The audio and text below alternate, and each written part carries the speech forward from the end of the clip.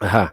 Naam, hapa kwenye comment section Idris Mwashumbe anasema I'm learning about our league weekly. Muendelee vivyo hivyo guys. Local pundits wanoma tena sana. Asante sana kwa yako hiyo na kwa kujumuika nasi kuanzia mwanzo hadi mwisho. By the way, Idris Mwashumbe is one of our favorite and ardent fans of our shows. He watches every show of ours. So kongole sana kwa kutazama kipindi hiki cha Gumzo la FKFPL. Now we are past the 1 hour mark, but we haven't yet discussed about our national team, our beloved national team, the men's national team, Harambee Stars. Our beloved national team, Harambee Stars. They are facing Russia next Monday. Russia. Let me repeat, they are facing Russia, a European team, for the first time in Antalya, Uturuki. Lakini kabla hapo ni kwamba tuangalie jedwali la ligi ya wanawake, maana kipindi ilianza weekend hii. Maana kwamba pia kulikuwa na mechi kadhaa katika weekend ya kwanza ya ligi ya wanawake, na ni kwamba sasa hivi Zitex Sparks wanashikilia uongozi wa ligi hiyo kwa alama 3 na wamefungwa goli moja pekee na kufunga magoli 4, wakati Viga Queens bingwa mtetezi nafasi ya pili alipata pia ushindi wa goli 1-1 kumradhi, wakati Bunyoro Stars naye nafasi ya 3 akivuta mkia nafasi ya 3 msimu jana Gospel Women katika nafasi ya 11, lakini pia Trans Nzoia Falcons nafasi 12, pia Ulinzi Starlets nafasi ya 10 katika jedwali la ligi kuu ya wanawake humu nchini Kenya. So next week we'll also talk about something about the Women's League come next week, but aside from that tuzungumzie our beloved national team Harambee Stars, ambapo wanacheza mechi ya kirafiki dhidi ya Russia ama Urusi ukipenda kule Uturuki Antalya Jumatatu ijayo. Now this is a big match for Harambee Stars and tayari wameshatua mchezo wa kirafiki, na pia tuangalie basi mambo yanakuaje katika squad ambayo aliteua mkufunzi Engin Firat.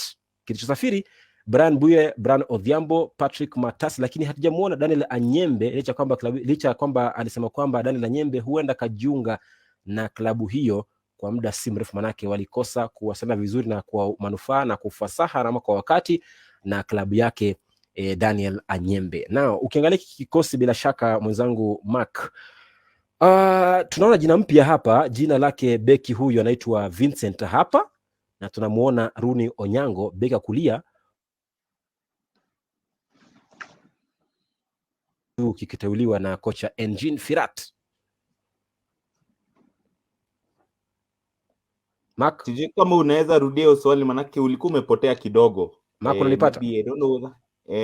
Ebu rudia tena. Alright, Timo unanipata? Timo? Haya, Sagini rudia hiyo swali tena. Alright, Mark amepotea. Timo, kama unanipata fadhali? Yes, Mark. Sijui kama unanipata? Ndio nakusikia. Naam. So okay, nikiangazia hiki kikosi, I hope mnanisikia one last time eh? Yes. Okay, yeah, tunakusikia. Okay, sawa. Like I was saying, ukiangazia hiki kikosi ambacho Engin Firat ameweza kukitaja, nitaangazia kwa haraka tu. Ukiangazia the goalkeepers, I don't think there is reason to complain. Manake Brian Odhiambo amejiestablish increasingly kama number 1, and Brian Buire ambaye ni nahodha wa vice captain wa Tusker pia ameprove he is capable of playing at this level, hata kama ali make that mistake he made back when he was younger. Matasi is there for experience. Siwezi blame that, but Brian is increasingly becoming the first choice. Then ukiangalia huku nyuma, Okumu, Mandela, Umurwa and Chichenje, hiyo ni decent center back depth. Lakini ukiangalia Eric Ouma pia he's a good left back. And then umeniuliza kuhusu Vincent hapa nimeweza kutazama highlights zake, manake highlights doesn't tell you much, manake we don't watch a lot of League 1 and League 2 football England, but based on what I've seen, he's a very direct runner, ako very lateral in terms of ana receive ball, anakimbia nayo straight, and he's a goal threat from left back ama left wing back. So I think he could give us something different. Eric Ouma ambaye ni more of a cross of the ball, if I may put it that way. Hata kama nani ako na more pace, anaitwa aje, Marcelo ako na more pace na ako good recovery pace, but pia hapa has decent pace, so it might be good to see what he can offer different from Abud Omar ambaye ndo alikuwa backup wa Marcelo. Then ukiangalia on the other flank, alisema yes, he hopes Anyembe will be available and Anyembe should be first choice, but I can't really complain about the fact that ameleta Daniel Sakari ambaye last time alihata the squad through injury, and Sakari is very good at, especially in set piece situations, na hiyo long throw yake. We know how dangerous that long throw of his can be, especially given tuna struggle to create from the middle of the park, but we can do it set piece situations. So Sakari is a useful option to have, and I think last season ndo alikuwa the right back of the season in my opinion.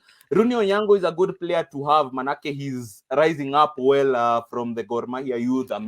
He's increasingly making the right back slot his own pale. Ameweka veterans kama vile Otieno Ben, so he deservedly deserves his place, manake ya conform.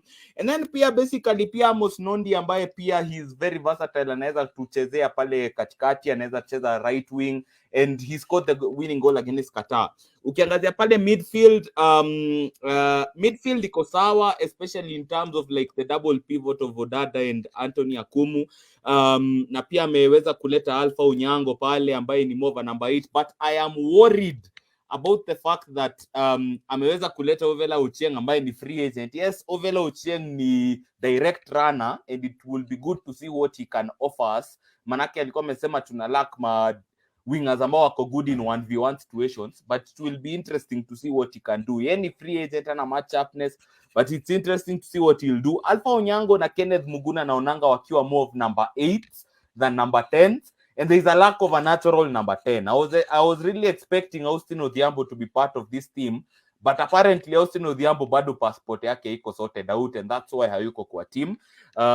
So we only wait and see kama ata change style ku accommodate number 8, but tunajua atabaki tu na 442. Then finally ukiangalia pale mbele, Masud Juma can give us options in terms of 1v1 situations, ndo maana yeye uchezeshwa left wing. Tunajua center forward, but he's decent at 1v1, so I can't complain about that. Moses Shuma na Michael Olunga ni the usual suspects, wameitwa the last 3 windows, but I really would like to see what Alfred Scrivren can do for us on a more regular basis. Manake it makes sense, mbona umemnunulia ticket, umemwambia akuje Kenya, Qatar, Turkey, na haumpei game time. So how will we know how good he is when it's time for international, for the competitive games, and we need maybe a goal from the bench that tunajua tuko na option, you know?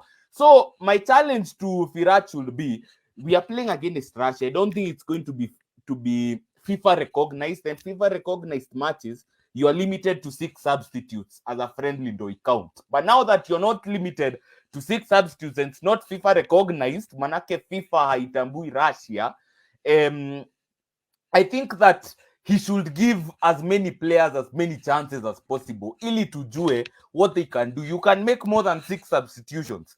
Unaweza hata cheza first 11 first 45 minutes, uchezeshe another 11 second 45 minutes, ili tujue what they can do wakati tutaanza kucheza na Gabon na Seychelles wakati itafika November, because those are the games that really count. But otherwise, all I can say is I'm really worried about the lack of a natural number 10.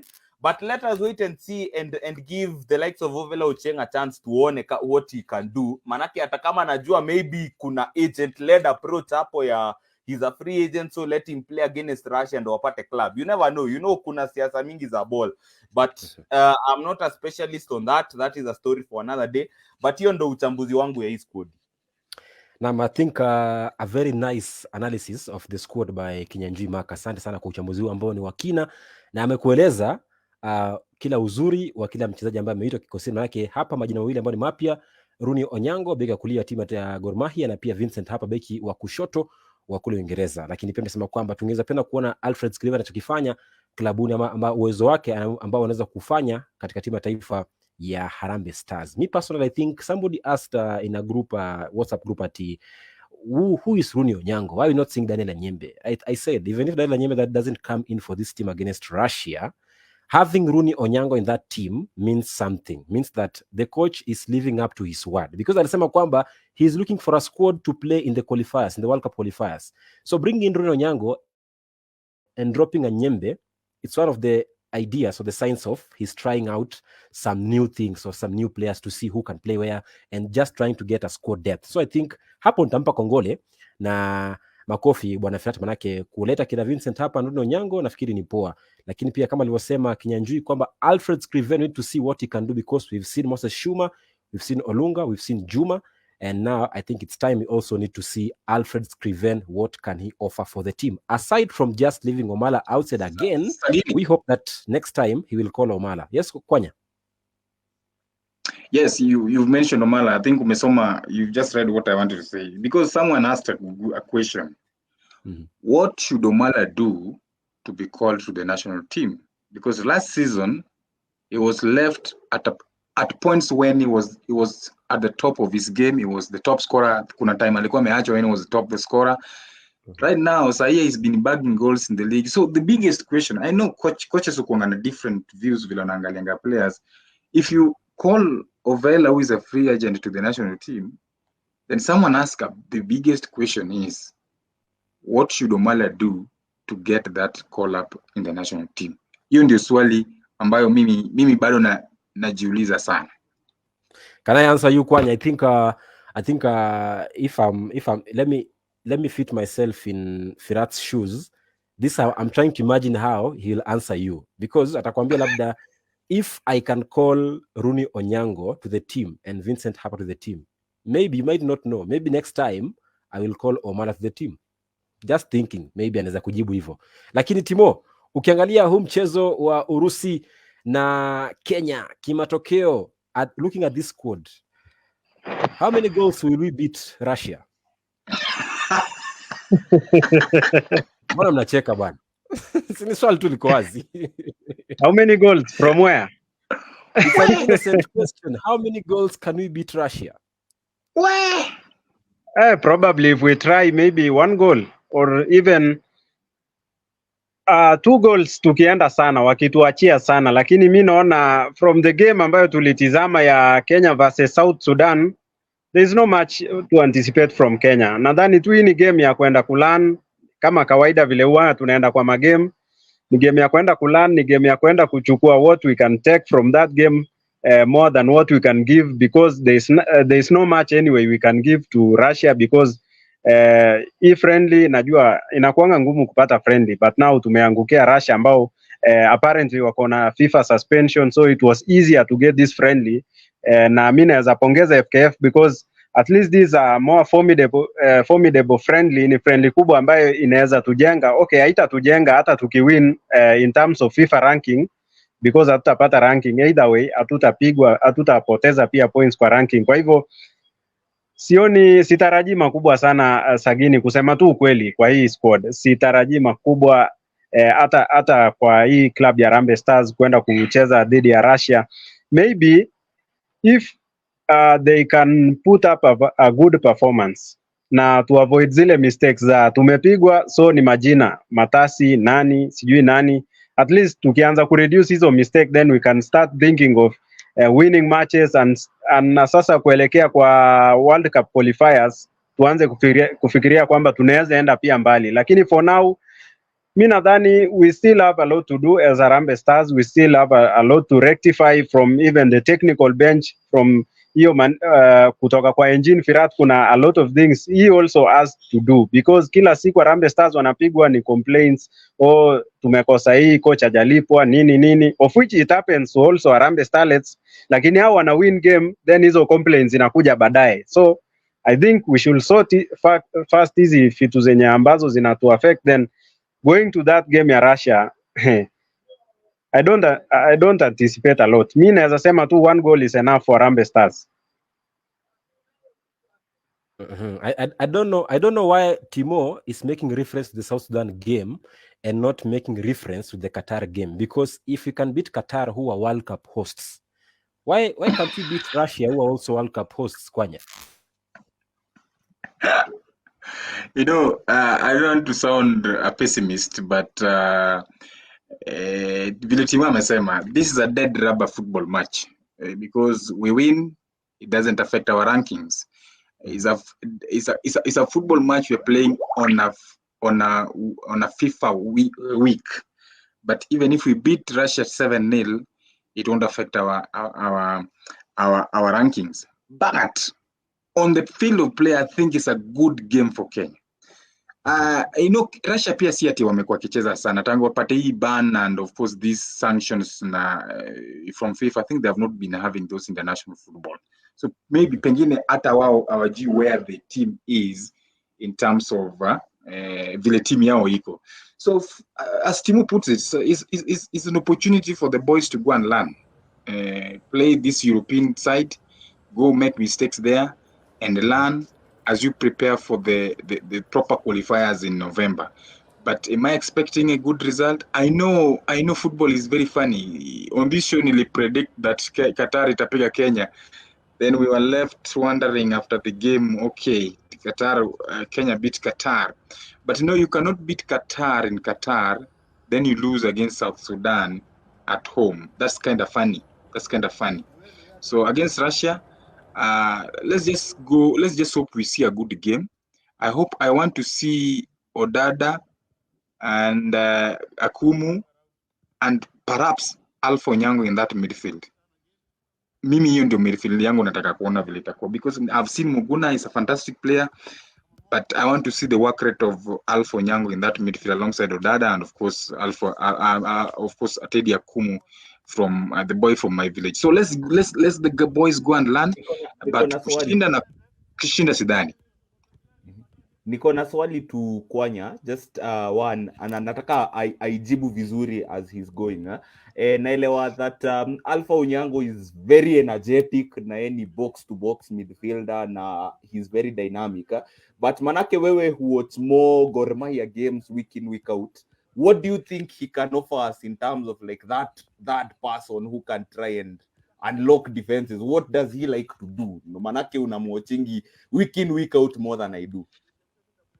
Well, I think even at Gor, kuna games zingine amekuwa kiangazanga on the bench because maybe he's not that kind of a midfielder who will be creating those kind of many chances, but is one of those players who will give you 100% work rate. Mm-hmm. It doesn't create as many, but in that 8, because remember when you said that we lack that number 10, someone who is going to be the link between the midfield and our striking force. That's what we lack at the moment. But if you want a workaholic, then I think Alpha will give you that. And that's why for me, I think he needs to play alongside those other workaholics in the name of Teddy Akumu and Odada. If you pack the midfield with should I call it, with workaholics, then I think we can pressurize the opponent. That's why for me, I would want Alpha to play, not because it's going to create many goals, but because it's going to give us that hard work in the midfield. Aha, hapa kwenye comment section nisoma, manake pia nilikuwa nimeuliza swali awali kwamba waweze kunipatia ubashiri wenu katika mchezo wa Russia na Kenya wa Jumatatu ijayo, na namuona hapa kwa jina la nani huyu, nimsome huyu kwa jina la Brian Wahome. Anasema Sagini, Kenya will lose this. How do you get beaten at your ground Kasarani in the very first minutes of first half, fourth minute, and you are not able to even equalize in the rest of play? How do you win a team like Russia that plays in the World Cup, which is a dream to you? Okay, nina swali kwako by the way pia na wewe, manake nikiangalia Russia wamecheza mechi 8 zilizopita tangu wapigwe marufuku na FIFA. Since they are banned by FIFA and UEFA, they have played 8 friendlies. They have won 3 and drew 5. Even if hawajapigwa, sidhani kama wako katika fomu nzuri ya kuipiga Harambee Stars ambayo imetoka kuipiga Qatar, hasa nyumbani kwao, lakini si neno.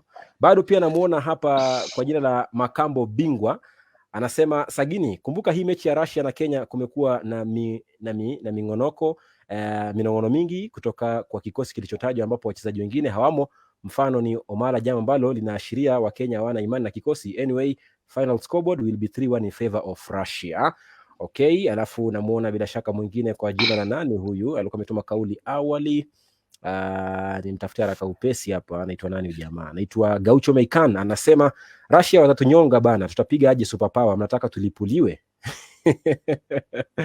Asante. Alafu Idris Mashumbe anasema Sagini, I like how optimistic you are always with Shabana, Brighton, Kenya, Starlets. Napenda hiyo mkuu, taifa moyoni, always uzalendo mbele. Bwana, lazima tuweke taifa mbele bwana. Our beloved team. Kinyanjui, mimi na believe Russia they are just like Qatar. Kwanza wako ban and their players apart from just sijaitwa Golovina manani yule. I don't think na Miranchuk. I don't think there is any other player there who can anaweza tutishia si kama Harambee Stars. Wewe unadhanije? Okay, here's the thing. If Harambee Stars want to win that game, they can win that game. Unajua international football na club football ni vitu mbili tofauti. Ni very contrasting. I keep saying na watu unichekelea that Harambee Stars wakitaka wanaweza beba AFCON, but it will be a situation where unajua ukitoka group stage, bora tu umetoka group stage, round of 16, semis, finals and whatever, unaweza end hadi extra time, penalties, proceed ufike finali kimchezo. That's how tournament football works. You don't have to be the best team to win it. So similarly, Harambee Stars can win Russia if they are disciplined, if they organize, and if they believe in themselves. Kama vile tuliona Qatar. Unajua Qatar ni reigning Asian champions, so msiwaone tu hivyo. But what I can say is hii game siangalii result. Kuna vitu mbili sana nataka kuangalia. One is the tactics. If Virat will stick to what he's been doing, and if this players is called up, will give him something different to think about. Yenye qualifiers ikianza, tutakuwa na enough depth ya kudua this is what tukisabon who player atatufanyia hii, tukisabon ule player atatufanyia hii. And two, I'm also going to look at the character of these players. Maanake yes, wamepiga Qatar ikawape motivation, wakakuja hapa South Sudan in front of an expectant crowd of around 40,000 fans that turned up that day, and then kufungwa bao moja. Yes, they had a lot of possession, but they were toothless with that possession, in other words. And Firata alikuwa amesema something to do with maybe walikuwa wameogopa crowd, sijui wako in front of the fans for the first time in 3 years. Yeah, I get that. I get all of that. But I want to see if wakishinda Russia, wakiwa na personality, wakiwa na character ya kucheza against players like Golovin and Miranchuk kama ambavyo umewataja, kama watakuwa na hiyo like, yani hawaogopi, yani ma players wacheza Champions League week in week out for Monaco and Atalanta respectively. But assuming ni mtu kama Alpha Onyango ambaye anakaba Miranchuk pale, atapata hata hiyo motivation, unaona?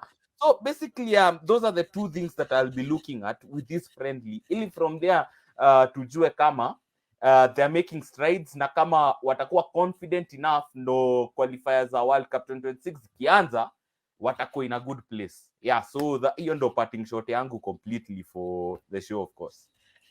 Alright, mimi sijui ni kwa nini mashabiki wengi wanaangalia mchezo wa Sudan Kusini na waangalii jinsi tulivyocheza katika mchezo wa Qatar. It's best, I don't know why Kenyans have this behavior. They always want to look on the negative and not looking at the positive, including Kwanya here and Timo Naini. Bwana, si muangalie tulipiga Qatar. Mbona mnaangalia South Sudan peke yake? Lakini si neno, mimi niseme asante kwa kujumuika nasi. Labda final score, Timo ulisema final score ni gani kwa michio?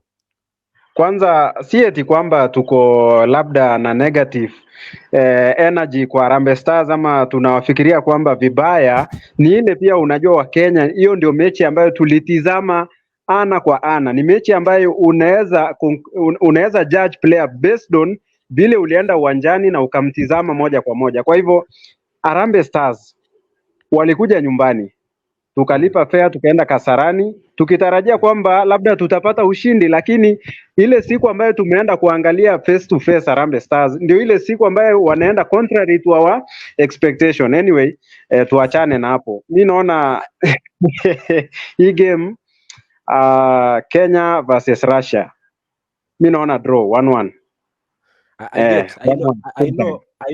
I know what is paining Timo. What is paining Timo is not the loss against South Sudan, is the fare he used to go to Kasarani. And there is no difference. There is no difference of watching the game on TV and going to the pitch. So I think Timo, fare yako ndio inakuuma. Lakini Kwanya, tukimalizia, prediction yako ni gani? Prediction yangu ni 2-0 Russia. 2-0 Russia. Mark, tukiendanga, prediction yako? Maka amepotea. Maka ameshachoka, lakini kufikia hapo niseme asante. Mimi nasema Harambee Stars hoye, tunapiga Russia. If we were able to beat Qatar at their home ground, why not Russia, who are also World Cup hosts just as Qatar were last year. Tutapiga Qatar, tutapiga Russia, if not 2-0 basi 3-1. Nifungie hapo katika jukwaa na gumzo hili la FKFPL. Imekuwa ni lisadi moja unusu tangu tulipoanza matangazo haya mubashara hapa Facebook page, nikiwa na wenzangu Kinyanjui, Kwanya Joshua na Timo Naini, wote wakiwa nambari wenzangu pia katika ulingo wa michezo. Pia niseme asante kwa wale wote mliokuwa nasi mubashara, kutazama, kusikiliza, kutoa uchanganuzi wenu, kutoa maoni yenu pale kwenye comment section kuanzia mwanzo hadi mwisho, almost 90 plus live viewers. Niseme asante kwa kutenga muda. Tunasema asante kwa moyo mkujufu. Jiunge nasi tena Ijumaa katika kipindi kingine cha jukwaa la magwiji. Nitakuwa na mgeni mwingine kuzungumzia safari ya kuwania tiketi ya kuwania urais wa shirikisho la soka humu nchini Kenya, FKF. Ijumaa kuanzia saa 3 hadi saa 4 ni kipindi cha jukwaa la magwiji. Imekuwa ni gumzo la FKFPL. Niseme asante, kila laheri. Pia niseme usiku mwanana kwa nyote nyie. Lakini kabla ya kuondoka, Kinyanjui, ulikuwa tupatie your prediction katika mchezo wa Russia na Kenya tukimalizia. Nitasema 1-1 Kenya Russia. 1-1 Kenya Russia. Asante. Kufikia hapo niseme asante, na bila shaka michezo ni yetu na spoti ni sisi. Soka la Kenya linazidi kukua na litazidi kukua zaidi. Usiku mwanana. Kwaheri.